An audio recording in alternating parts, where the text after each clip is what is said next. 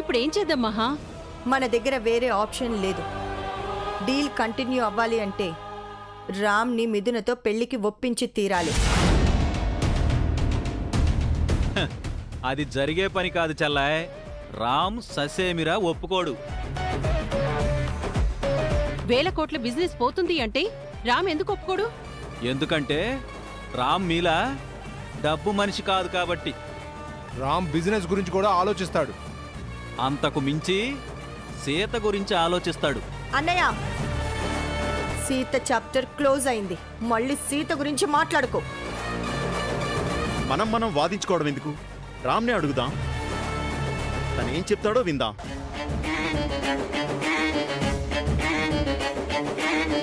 ఏదో అడగాలంటున్నారు. మన ఫ్యామిలీ, మన బిజినెస్ ఇప్పుడు నీ చేతుల్లో ఉంది రామ్. నువ్వు తీసుకునే నిర్ణయం మీద మన ఫ్యూచర్ ఆధారపడుంది. దేని గురించి అంటున్నారు పిన్ని? మిథున పెట్టిన కండిషన్ గురించి రామ్. తనొక బాంబు పేల్చింది. ఎంగేజ్మెంట్ క్యాన్సిల్ అయింది కదా, ఇంకా కండిషన్ ఏంటి? ముఖర్జీ గారు మనతో బిజినెస్ డీల్ కూడా క్యాన్సిల్ చేసుకుంటారంట రామ్. ఎందుకు డాడ్? అయినా అగ్రిమెంట్ అయిపోయింది కదా, ఇప్పుడు క్యాన్సిల్ ఏంటి? మనతో చేసుకున్న డీల్ ఎప్పుడైనా క్యాన్సిల్ చేసుకోవచ్చని వాళ్ళ అగ్రిమెంట్లో ఒక క్లాజ్ ఉందంట. వ్యాలిడ్ రీజన్ లేకుండా అలా ఎలా క్యాన్సిల్ చేసుకుంటారు పిన్ని? రీజన్ ఉంది రామ్. గౌతమ్తో మిథున ఎంగేజ్మెంట్ క్యాన్సిల్ అయింది కదా, ఆ కోపంతో మిథున బిజినెస్ డీల్ క్యాన్సిల్ చేయమంటుందంట. ఆ డీల్ క్యాన్సిల్ అవ్వకూడదంటే నువ్వు మిథునని పెళ్లి చేసుకోవాలంట రామ్.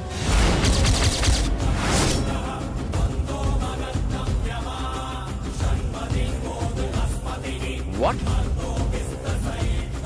నేను తనని పెళ్లి చేసుకోవాలా? నాకు ఆ ఉద్దేశం లేదు అని ఎప్పుడో చెప్పాను కదా. నీకా ఉద్దేశం లేకపోయినా ఇప్పుడు ఆ అవసరం ఉందిరా. వాళ్లతో సంబంధం లేకపోతే వ్యాపారం కూడా ఉండదు. వ్యాపారం కోసం ఎవరైనా పెళ్లి చేసుకుంటారా మోయ?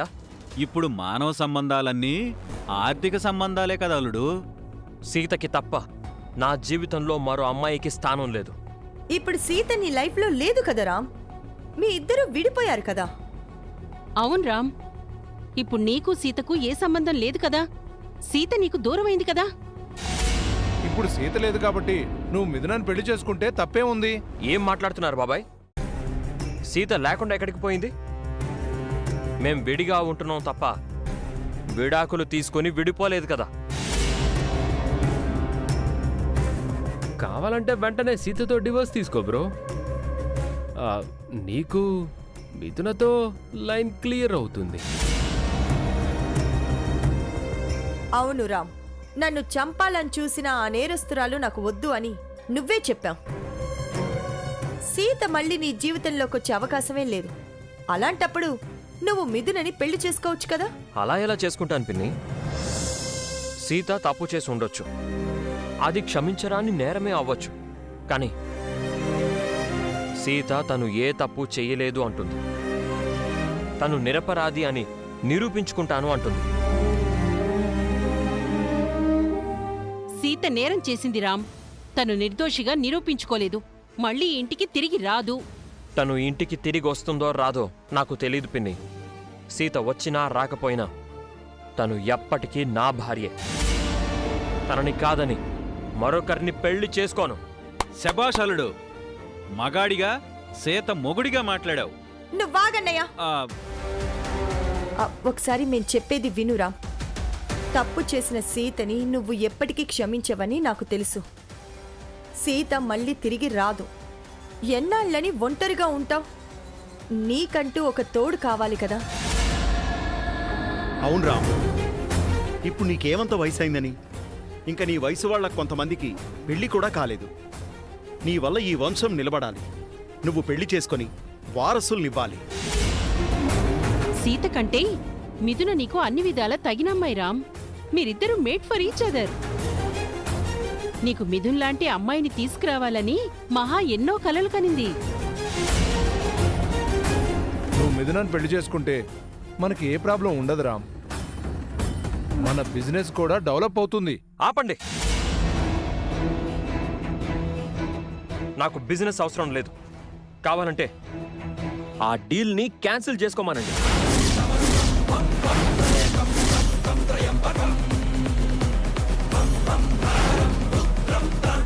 నేను మిథునని పెళ్లి చేసుకునే ప్రసక్తే లేదు. తన కండిషన్కి ఒప్పుకోను.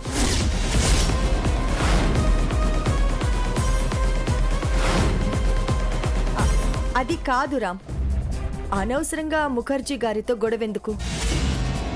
వాళ్ళతో పెట్టుకుంటే నష్టపోయేది మనమే. మన కంపెనీలన్నీ మూతపడతాయి. మనము రోడ్డు మీదకొచ్చేస్తాము. ముఖర్జీ గారి కాంట్రాక్ట్తో మన కంపెనీ మొదలవ్వలేదు పిన్ని. వాడు కాదు అంటే మనం రోడ్డున పడ్డానికి. మన కంపెనీ మా అమ్మ సుమతి పెట్టుబడితో మొదలైంది. డాడీ కష్టార్జితంతో ఎదిగింది. మీ తెలివితేటలతో విస్తరించింది.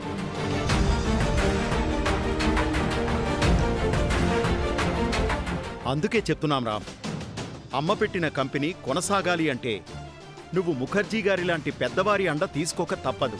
ఎవరండాదండా లేకుండానే మనం ఇంత దూరం వచ్చాం. ఇప్పుడు ఎవరో బెదిరిస్తే భయపడతావా? ముఖర్జీ గారు మనకంటే పెద్ద బిజినెస్ మ్యాన్ కావచ్చు, కానీ మనం కూడా తక్కువేమీ కాదు. మన కంపెనీని ఎలా కాపాడుకోవాలో నాకు తెలుసు. కంపెనీ కోసం నా క్యారెక్టర్ని దిగజార్చుకోలేను. ఆ రాముడికి ఒకటే సీత, నాకు ఒకటే సీత.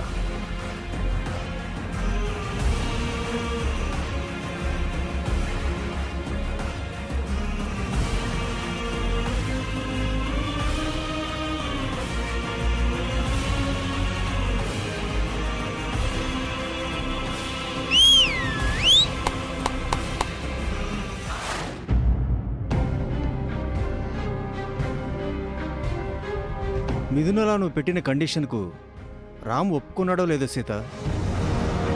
మహాలక్ష్మి వాళ్ళందరూ కలిసి రామ్ మీద ఒత్తిడి చేసి ఒప్పించారో లేదోనండి.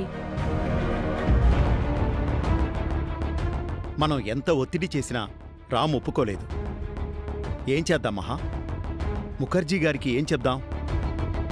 చెప్పడానికి ఏముంది బావా, మనతో రామ్ చెప్పిందే ముఖర్జీ గారికి చెప్పండి. పెళ్లికి రామ్ నో చెప్పాడని తెలిస్తే మిథున ఎలా రియాక్ట్ అవుతుందో.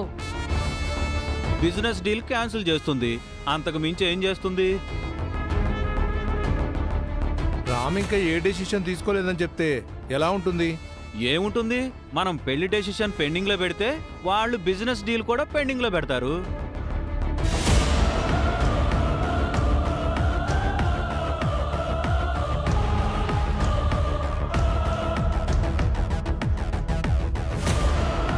రామ్ అంత ఖచ్చితంగా చెప్పిన తర్వాత మనము డిలే చేయడం వేస్ట్.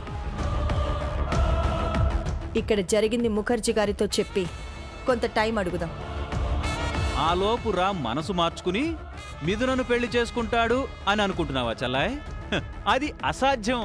కాసేపు నువ్వు కామ్గా ఉండన్నయ్యా. ఇప్పుడే ముఖర్జీ గారికి కాల్ చేసి చెప్తాను జన.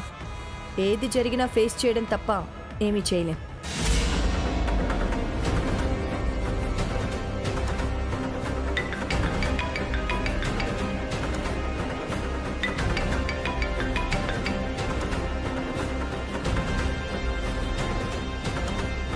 చెప్పండి మహాలక్ష్మి గారు, ఏం డెసిషన్ తీసుకున్నారు? We're very sorry sir. మిథునని పెళ్లి చేసుకోవడానికి రామ్ ఇష్టపడట్లేదు. మరి మా అమ్మాయిని పెళ్లి చేసుకోకపోతే బిజినెస్ డీల్ క్యాన్సిల్ అవుతుందని రామ్తో చెప్పారా? చెప్పాం సార్, కానీ రామ్ మొండిగా ఉన్నాడు. కాకపోతే మీరు మాకు కాస్త టైం ఇవ్వాలి. టైం ఇస్తే మీరు రామ్ నొప్పిస్తారా? పెళ్లి గురించి అయితే రామ్ మనసు మారదు. బిజినెస్ డీల్ గురించే మీరు కాస్త పెద్ద మనసు చేసుకోవాలి.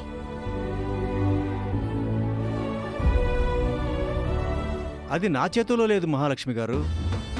మిథున డెసిషన్ ఫైనల్. మీరు మిథునని ఒప్పించలేరా? మీరు ఇంతగా అడుగుతున్నారు కాబట్టి మిథునతో ఒకసారి మాట్లాడి చూస్తాను. బట్ 100% మిథునను ఒప్పిస్తానని నేను మాట ఇవ్వలేను. ఆ, మీరు ట్రై చేసి చూడండి sir. Thank you so much. ఉంటాను.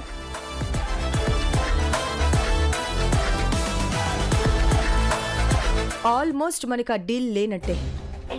కొన్ని 100 కోట్లు లాస్ అవుతాం. ఎస్, నువ్వే గెలిచావు సీత. నీ రామ్ నిన్ను గెలిపించాడు.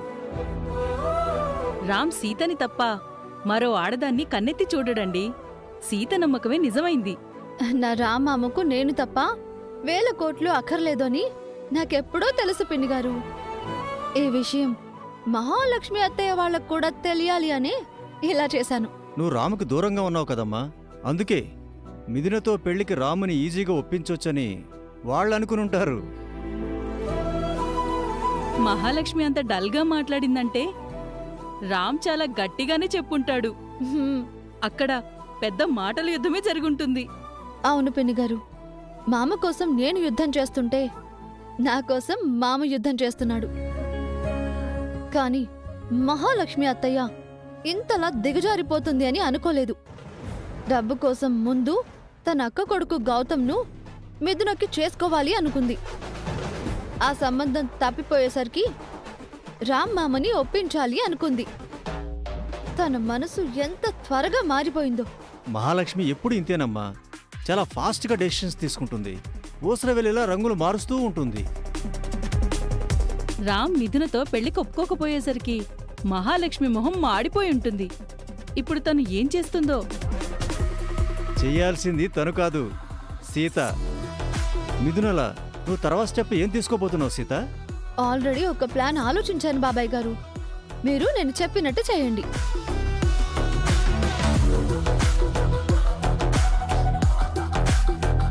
సీతైనా మిథునైనా నేనే. ఎలాగైనా నేను మళ్ళీ ఆ ఇంట్లో అడుగు పెట్టడం కావాలి. అందుకే ఈ ప్లాన్. అంత నీ వల్లేరా గౌతమ్. నువ్వు ఆ దిక్కుమాలిన రేఖ వెంట పడకపోయుంటే ఈ రోజు నువ్వు 1000 కోట్ల ఉన్న మిథునికి మొగుడయ్యేవాడివి. అనవసరంగా గోల్డెన్ ఛాన్స్ మిస్ చేసుకున్నావు. ఇప్పుడు మాత్రం మించిపోయిందే ఉంది. రేఖకు జాతర చేసి మిథునని పెళ్లి చేసుకుంటాను. మాట్లాడితే జాతర అనకురా బాబు, గుండెల్లో దడొచ్చేస్తుంది. సుమతికి నువ్వు చేసిన జాతరకే సీత ఇప్పటికీ నీ వెంట పడుతోంది. అది ఆ కేసు అంత ఈజీగా వదిలిపెట్టేలా లేదు. సీత ఎంత ట్రై చేసినా నన్ను పట్టుకోలేదు. ఆ కేసు ఎటూ తేలకుండా క్లోజ్ అయిపోతుంది. కేసు క్లోజ్ అవుతుందో నువ్వు క్లోజ్ అవుతావో తెలియడం లేదు. ఓ పంచేద్దాం మహా. కేసులో గౌతమ్ దొరుకుతాడో లేదో టాస్ వేసి చూద్దాం. గౌతమ్, కాయిన్ ఇవ్వు.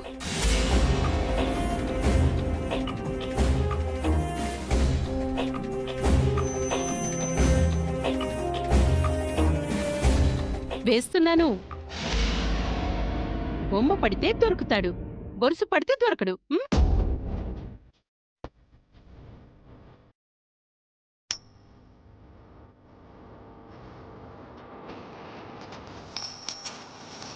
అరే,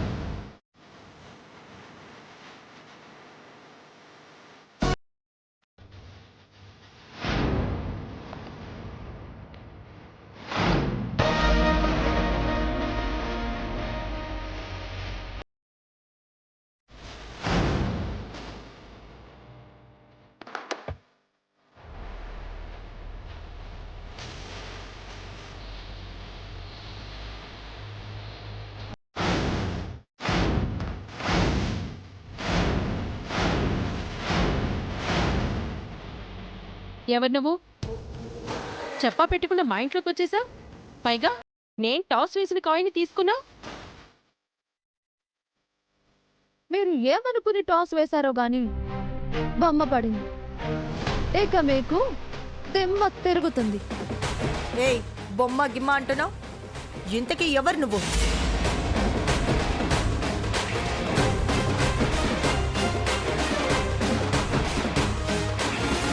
సీత చల్లాయ్ పోల్చుకోలేదా?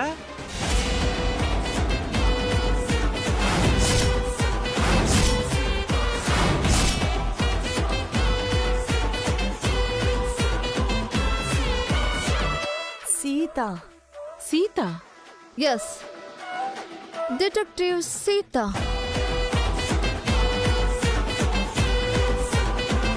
పోలీసు, లాయరు, జడ్జి, పెద్దరాయుడమ్మ గెటప్లు అయిపోయాయి. ఇప్పుడు డిటెక్టివా? సీత ఏ గెటప్ వేసినా అదిరిపోతుంది. ఈ గెటప్ లో కూడా అదరగొట్టు సీత. నీకు వేరే పనేం లేదా సీత? అస్తమానం ఏదో ఒక వంకతో ఈ ఇంటికి వస్తూనే ఉంటావా? ఇప్పుడు డిటెక్టివ్ గెటప్లో ఎందుకు వచ్చావు సీత? సుమతి అత్తమ్మ హత్య కేసుని ఎంక్వైరీ చేయడానికి.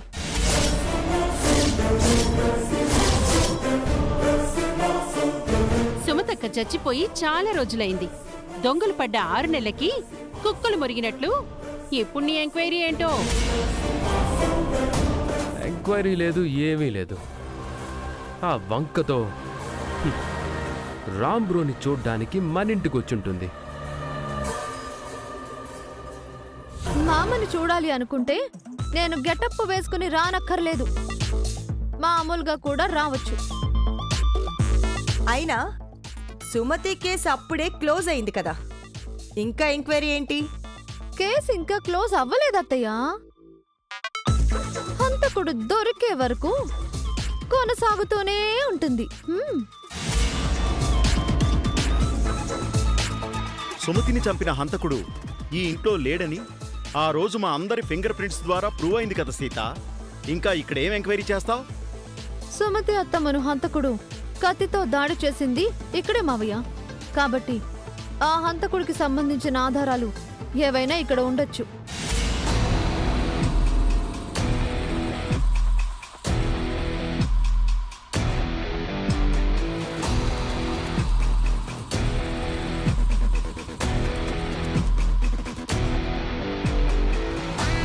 ఆధారాలు ఇంకెందుకుంటాయి? అవి ఎప్పుడో చెరిగిపోయి ఉంటాయి. ఆధారాలన్నీ నువ్వే చెరిపేసినట్టు చెబుతున్నావేంటి చల్లాయ్? మహా ఎందుకు ఆధారాలు చెరిపేస్తుందన్నయ్య? అయితే నువ్వు చెరిపేశావా చిన్నత్తయ్య? తనైనా ఎందుకు చెరిపేస్తుంది? తనకేం అవసరం? ఇక్కడ ఎవరికి ఏ అవసరం ఉందో నేను కనిపెడతానుగా. సుమతి అత్తమ్మను వెంటాడుతూ వచ్చిన హంతకుడు ఇక్కడ ఈ హాల్లోనే అత్తమ్మపై అటాక్ చేశాడు.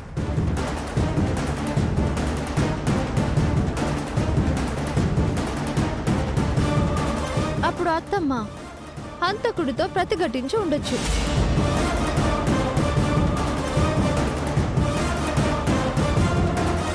హంతకుడి గోళ్ళో, వెంట్రుకలో, చర్మమో లేదా ఇంకేమైనా ఆధారాలు ఇక్కడ పడుండొచ్చు.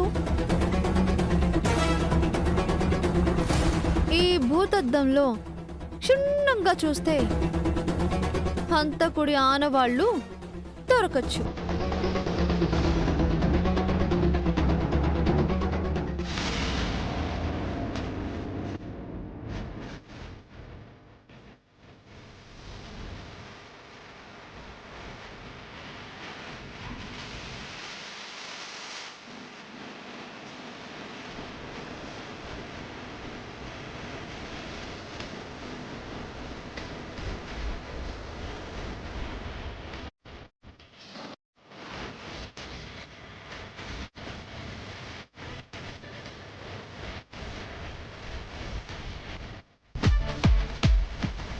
ఈ హాల్లో ఎలాంటి ఆధారాలు లేవు. ఏదైనా గదుల్లో ఉండొచ్చు. వెళ్ళి అన్ని గదులు చెక్ చేస్తాను.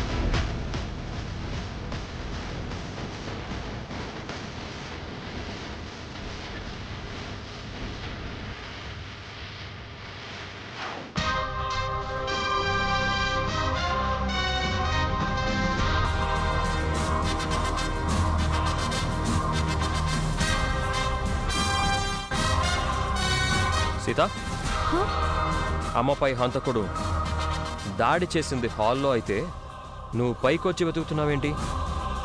పైగా నా రూమ్లో. హంతకుడు అత్తమ్మపై దాడి చేశాడని మాత్రమే మాకు తెలుసు. ఆ టైంలో ఇంకేం జరిగిందో మాకు తెలియదు కదా.